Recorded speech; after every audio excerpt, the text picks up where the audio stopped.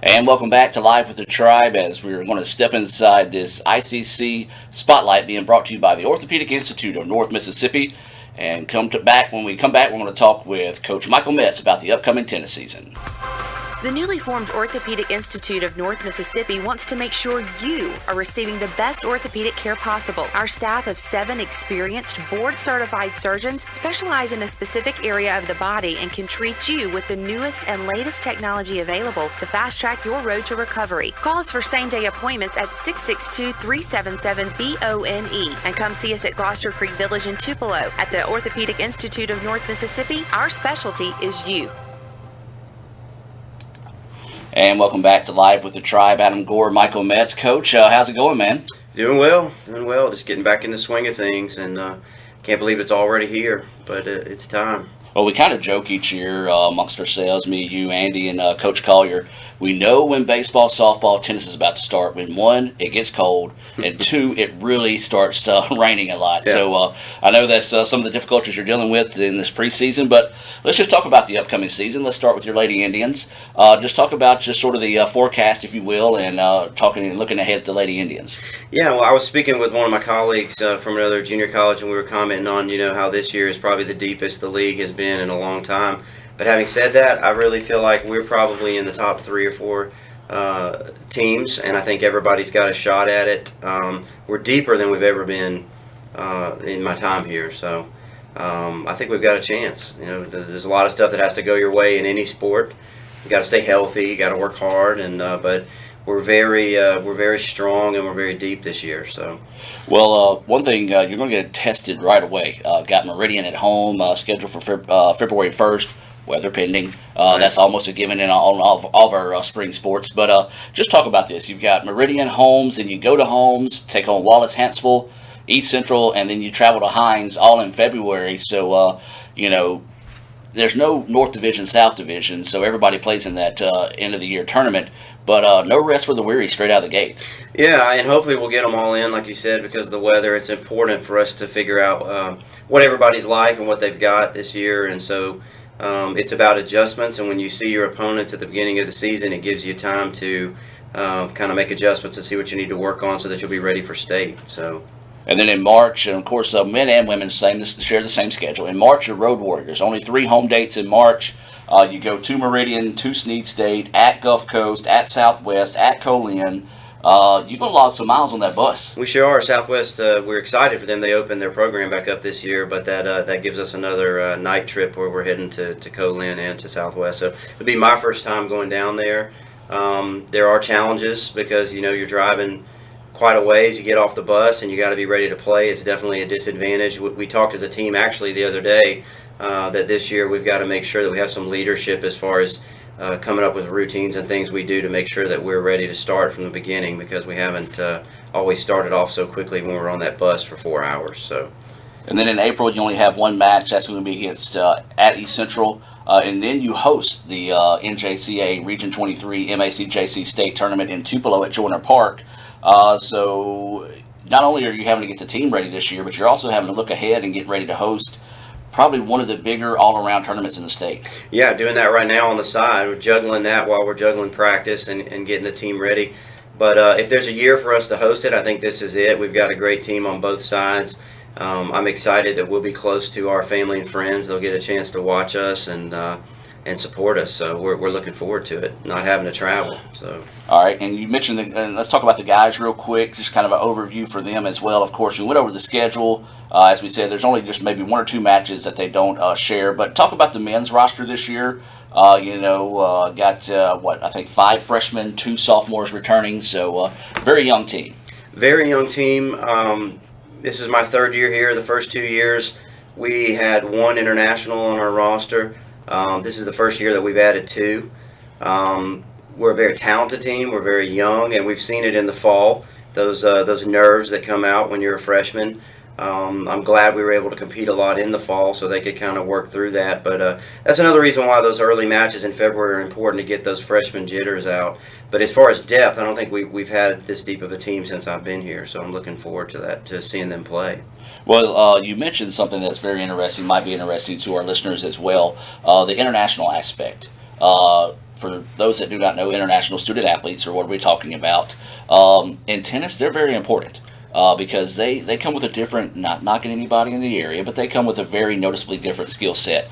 And if you want to be competitive, want to be part of that top three, you've got to go out and find some pretty talented internationals, and it's tough to do. So talk about the recruiting process when it comes to finding these international students. Right, there's a lot. It's really changed a lot from when I first started coaching. There's a lot of agencies online that they have portals where you can pull up players and look at their profile, and it sounds kind of impersonal, but it's actually pretty cool because once you start corresponding with one of these athletes, you set up video conference interviews, kind of, if you will, and you get to know their family and them, and you do it a lot. So all the kids that we've brought in, we've spent lots of time getting to know them and their families. In a lot of those other countries, these kids grow up playing 6 hours a day. And so if you're going to win the state championship in this league, you're going to have to be pretty strong at 1 and 2, and usually those spots are held by internationals. So. And then on the guys' side of things, you've got a guy from Colombia. Yes. Then you've got Argentina. And then on the women's roster, as I'm trying to pull that up as we're talking here, on the women's roster, of course, you probably know this right off the top of your head. Juliana from Brazil. Juliana is from Brazil. Is that the only international you've got on the women's side? She's the only one on the women's side, but we have a young lady named Maggie Creekmore from New Albany who is holding her own with all the internationals so far this fall, and I feel really excited about her potential. Her dream is she didn't come here to just go 2 years. She wants to go get a scholarship at a 4-year, and I think she has the God-given ability to do that. So, very hard worker, and she looks like an international. Absolutely. Well, Coach, you got a few more minutes Absolutely. to sit and talk with us. So we're going to take a quick break, hear a few words from our sponsors, and come back with more about Michael Metz, talking a little ICC tennis here on Live with the Tribe. Back with more right after this. And welcome back to Live with the Tribe as we're talking with ICC men's and women's tennis coach Michael Metz. Coach, let's just kind of break this down for a minute. Very interesting situation you're in. You coach both the women's and men's teams, and tennis is a very unique sport. It's something that enthusiasts know about, but your common sports fan may not keep up with very much. Sort of just take us through practice. How do you coach tennis? These kids have played it their entire life. It's kind of like golf. Once you get a swing, once you get a form, you kind of have your way developed. Just take us through a practice and some of the things that you focus on as a head coach. Right. Well, I think you always got to be open to change because things are always evolving. But one of the things that's a challenge about not just junior college tennis, but at any level, is you have this. I remember the Vanderbilt coach told me a long time ago, you have 9 matches going on at the same time that are all different. So you imagine having like 9 basketball games going on that you're trying to manage. And the reason why they're different is because it's its own little battle, and you're having to walk around and manage those. So it's a unique challenge. It's an individual sport that's scored as a team. And so when we're going out there, we play 6 singles matches that are all worth 1 point each. So there's 6 singles points to have. And then there's 3 doubles matches that all count a point each. So there's basically 9 points to have. But then you have this individual sport where everybody's at a different level. They have their own unique set of challenges. And so, there are some challenges there. I think the way we've tried to do it so far since I've been here is our off season, which is the fall.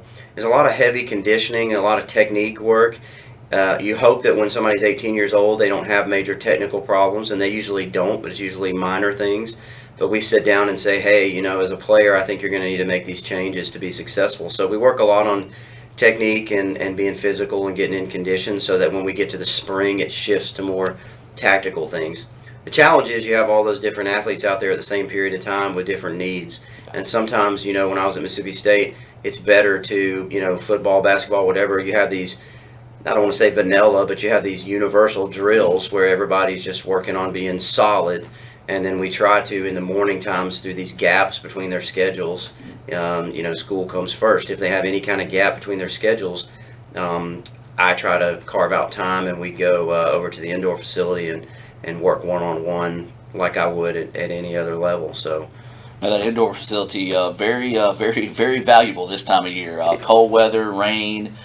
So just talk about the addition of that indoor facility to helping you guys. I remember at Mississippi State not having any indoor things, and so when I was interviewing for this job, Paul Johnson was driving me around, showing me the facilities, and I didn't know where he was taking me. He was taking me back over to the buses, and I was like, I know he's not just showing me the vans. That's not not that impressive, you know. Yeah. And he looked at me with a little grin on his face and said, "This is my secret weapon here." And he opened the door, and I walked out there, and my jaw dropped because it is a huge advantage to be able to know that come rain or shine, you know, we're going to have a place to train and hit balls. And you know, it's not always that way. When it's 20 degrees outside, it's nice to go in there and be able to be warm while we train and get an efficient practice done. Now there's 2 or 3 courts. There's 3 courts in there, 3 courts, and then quite a big space to do conditioning. So we take a lot of functional training equipment, which is medicine balls, jump ropes, box jumps, things like that, and we get a lot done in there. So it's been a blessing. And how often do you say you use it? I think it depends on each year. The kids get a little cooped up in there, and I do too. Yeah. I mean, we like to be outside. Yeah, it's an outdoor sport. Right, and so they were fussing at me the other day because we were in there, and I said, look, you know, it's 30 degrees outside, and I don't want to hurt you either. Yeah. When I find the time that I think it's right and the conditions are good, we're going to go outside. So we try to mix it up. I would say it's probably about half this time of year. You know, we have a couple days indoors and a couple days outside. When I work individually with them, I like to be inside, so there's just no distraction. You may talk more in those workouts and things like that. So it works out better to be indoors in that case. Of course, the Johnson Partlow Center, very nice out on campus. I think 8 courts that you can get going. 6 courts. 6 courts. Okay. Got 6 beautiful courts with all of our state championship banners hanging from the top. It's a beautiful facility. Yep. Lots of trees around it, and it's one of the prettier ones. I haven't been to every school yet, but I've been to just about every one, and I think ours are up there with anybody's. So. I agree 100% on that. Now, of course, you mentioned, and kind of mentioned there, Paul Johnson. Long time. Actually, the only other tennis coach, well, Partlow, we had her helping out as well. But Paul, do you still lean on him to help you out some whenever it comes to maybe in your more so earlier stages of getting adjusted to the JUCO level of tennis? Absolutely. He's a shoulder to lean on. All coaches need somebody to vent to or to ask their advice about things. And then also the way things run here. You know, every program is different. I think every coach could tell you that their athletic departments are all unique. They're all different. The way they operate and all those things are different. He is a huge help. He comes to all the matches. He'll come out to some practices. He traveled with us one time. We let him come as a guest to Wallace State scrimmage. And you can see he's still got that competitive fire. He's watching and he's biting that lip and he's wanting to go out there on the court and help him out. But we appreciate it. The kids love him. My family loves him. He and Brenda, his wife Brenda, have been like family to my children and my wife, and they're like family to us. So we love them and appreciate them. Well, I'm kind of upset that you got rid of his assistant coach. I don't know if this is a running joke amongst me and Paul. When we went to nationals, they put me down on the list. I didn't know this, but they put me down on the list as the assistant coach. Yeah. So I could go out and help, be where I could talk to kids if they needed something. Of course, I have no clue about tennis. I just tell them to get harder, But, you never invited me back as assistant coach. Well, I heard about that, man, but you are so busy right now they wouldn't let me get a hold of you. So I didn't know what to do. I could use the help for sure. Well, you're probably better off. All right, let's talk about a game day. Let's say, you go on the road, what's the process of a game day? I know you've got matches going galore, so you're only one person trying to keep an eye on everybody. Just kind of take us through your mindset on a game day, and then we'll kind of talk about just the strategy of a player. Right. So I would say like perfect world, which most colleges don't get to do that. Perfect world, I'm playing on the pro tour. I'm going to get there a day early, depending on the time zone. Yeah. And in colleges, you don't do that, and so like you're driving the day of, and so you kind of have that. What we say, you got the car legs, and even though we travel in really nice bus, it's still a lot of sitting and laying around. So when they get off the bus and we start to do our warm up, especially my first year, I know there was a match in particular that just burned me up. We went to Gulf Coast and they were one of the top teams, and it looked like we were about to beat them 6-3, and they came back and beat us. Got a little tight on some courts. But I remember thinking, we almost won that match 6-3. Started very late. I mean, on every court, everybody looked really lethargic, and so that's one of the things we addressed. It's hard because you only have time. You don't want to miss so much class. You get on the bus, you drive, you try to eat really quick and get to the facility. And so it's important that you're not afraid to break a sweat. Yeah. when you get there, you want to be covered in sweat. You're not trying to protect anything. You want to make sure that when you get out there and you play, you're ready to go from the first point. I usually don't, as a lot of coaches I've learned from, as much as I want to say things when I get off the court, I'm not one to really let it all out right after we finish, because everybody's emotional. I'm emotional, maybe angry, maybe happy, whatever. I like to give myself some time to reflect. So I'll tell them good job, or we're going to get back to work, and then as we're riding back, I'm kind of collecting my thoughts on where we need to go and taking notes on what we need to do. So that's pretty much it. We go there and we warm up for. You get there usually an hour early. You warm up as much as you need to. Have a little speech. You exchange lineups with the coach, and then you get after it. So. All right. Then from a player's aspect. You just go out there. I mean, it's a game of strategy. Just kind of for those that may not play tennis and those that do play tennis. Maybe give your insights as a coach, but go put the racket in your hand. You're playing now. How do you go approach? How do you look for tendencies? I mean, you don't have the film like say a football or a basketball does, but as a player, how do you go forward when it comes to preparing for a match? Well, what they tell even junior players, and it's hard, like you said, you're not looking at video. But even notice their tendencies in the warm-up. Tennis players will give you a lot of, they'll tip you off on a lot of things when they're warming up. Like, for example, you may see a young lady warming up and she never takes overheads, and that tells you right off the bat that she's hoping you don't lob it to her because she's not even warming that shot up. Or you see somebody moving around and hitting 60-70% forehands in the warm-up.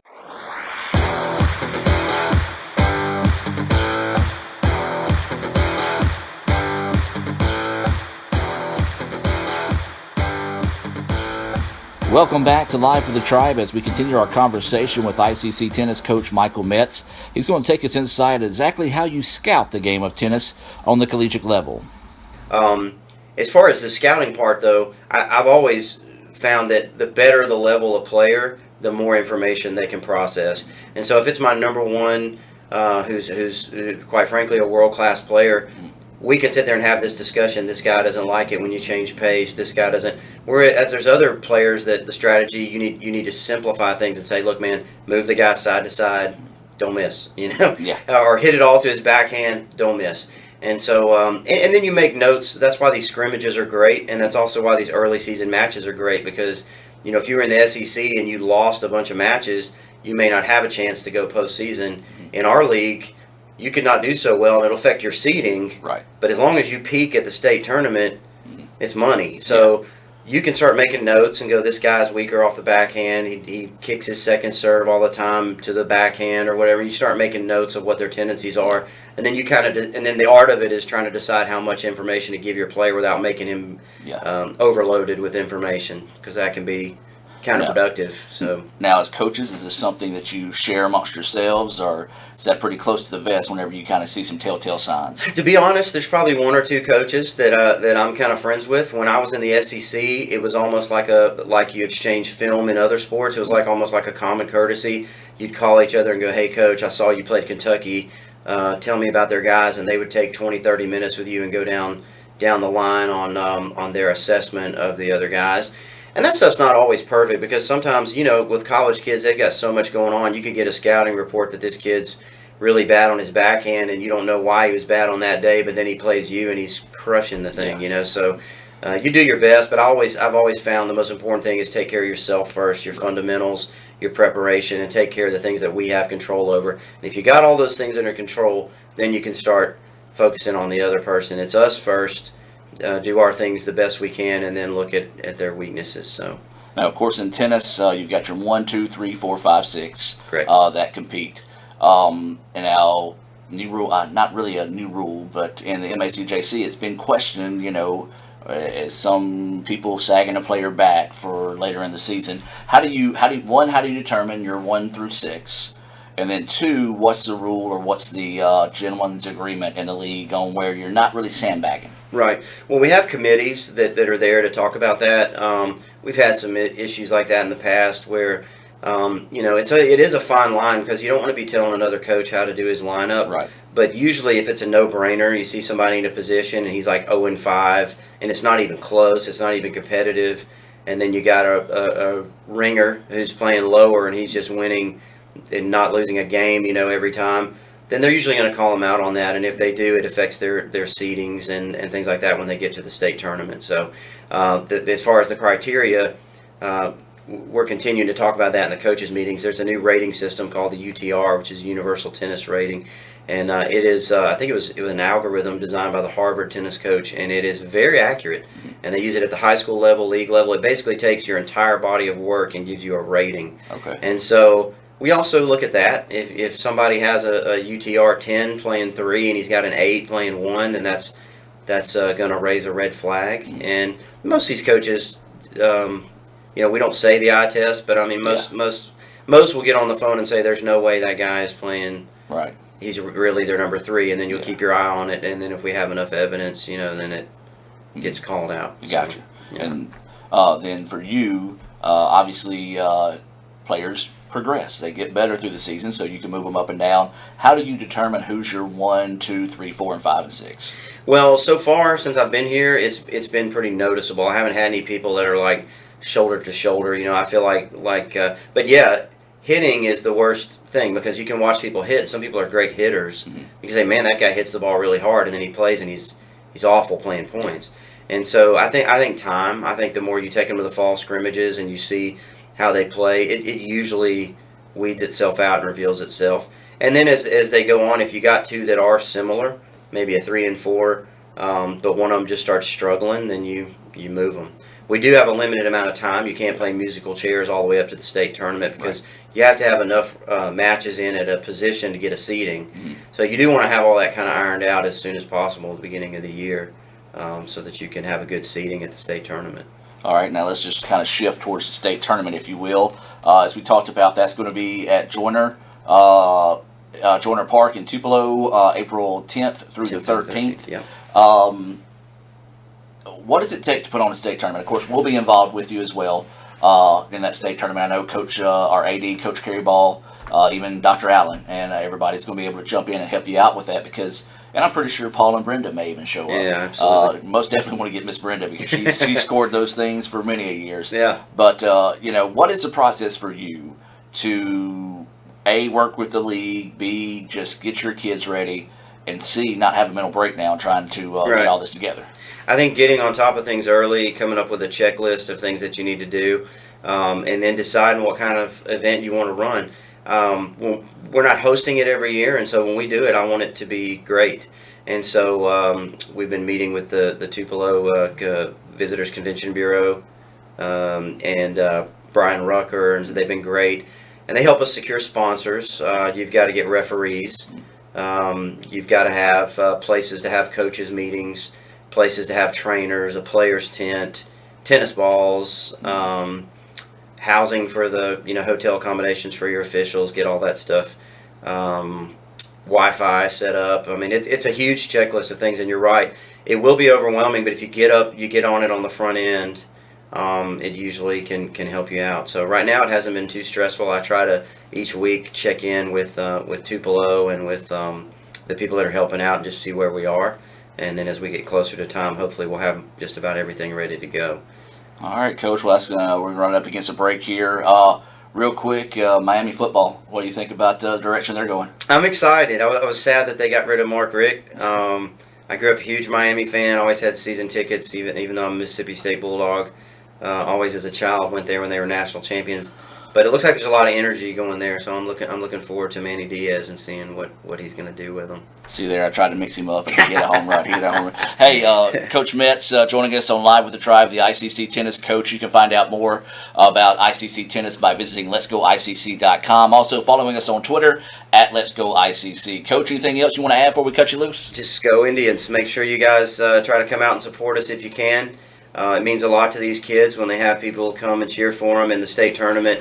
We want to have a great crowd that's really represents ICC well. So come out and support us. We need all the help we can get. We'll be back with Live with the Tribe right after this.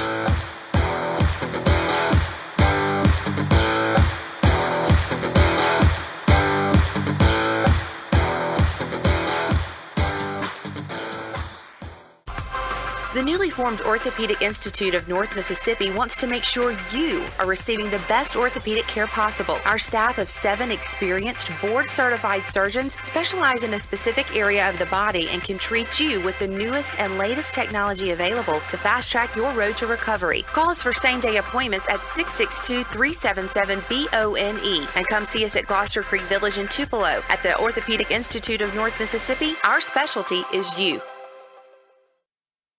Davis Ford in Fulton is your Ford dealer for new cars, trucks, and SUVs and has a wide inventory of certified pre-owned vehicles. Find your next dream car or truck from our Ford showroom or go online to davisfordsales.com and search our new and used inventory to see what is on our lot. So stop by and test drive the all-new fuel-efficient Ford Focus or Ford Fusion or the new Ford Explorer or F-150. Go further with Davis Ford, 904 West Main Street in Fulton or online davisfordsales.com.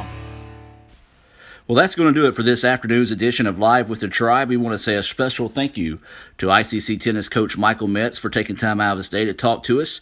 Really interesting conversation with Michael on just the ins and outs of the ICC tennis team as well.